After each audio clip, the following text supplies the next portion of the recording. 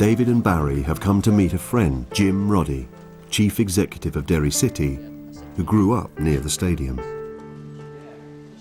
There was utter chaos in Derry at the time. You were going to school and there was literally gun battles happening. And obviously it was a massive loss to the teenagers of that day that they had no senior soccer club to go and use all their energy by supporting them, and obviously energies were then put in other ways, and there was major street violence then, and it was a desperately difficult time to grow up.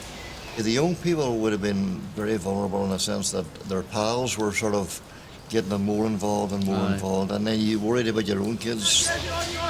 Today, Derry City runs a cross-community football initiative for Protestant and Catholic children, living embodiments of 1998's Good Friday Agreement, signed in the hope of bringing 30 years of sectarian bloodshed to a close.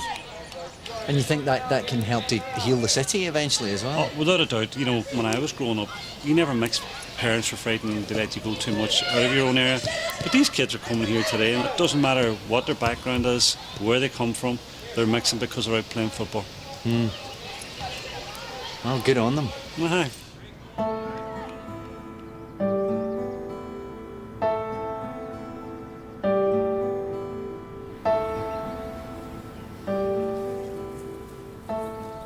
It's funny, when I sort of came on this journey, I was imagining I'd find out some fascinating but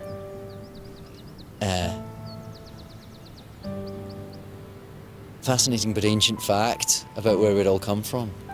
But of course, as soon as you come to somewhere like Northern Ireland, the history is still being written, really. It makes it a more difficult journey to go on, because you're having to deal with your reactions to issues that are still very much alive, you know, and dealing with people who've made choices and decisions with their lives and died a long time ago, but they still passed a bit of their DNA onto you, so you now feel like you've kind of got to go back and figure out why they did what they did.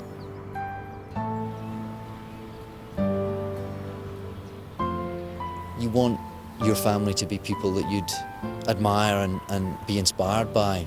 And looking at someone like James Blair, the whole kind of dichotomy is there, because in so many of the things he did are so inspiring. And yet at the same time, he was entrenched in sectarianism.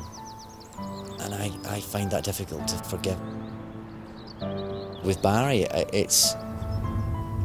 want to believe in what he believed in.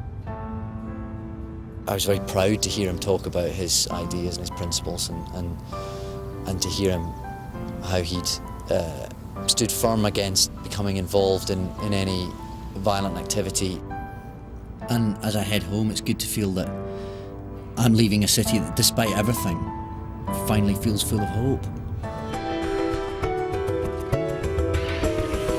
On Sunday the 30th of January 1972, 10,000 men, women and children joined a banned march against internment. The day became known as Bloody Sunday. It's quite difficult for me to reconcile that with these very lovely people that I met this morning,